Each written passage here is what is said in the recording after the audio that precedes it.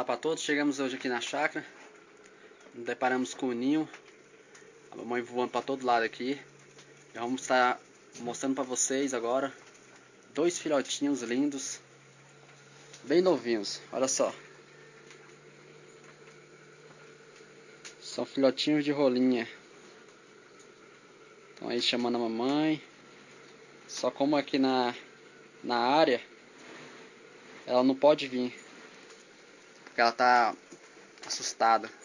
Daqui a pouco nós estamos indo embora já para deixar ela vir, dar o alimento para os filhotinhos dela. Isso aí, coisa da natureza, coisa linda.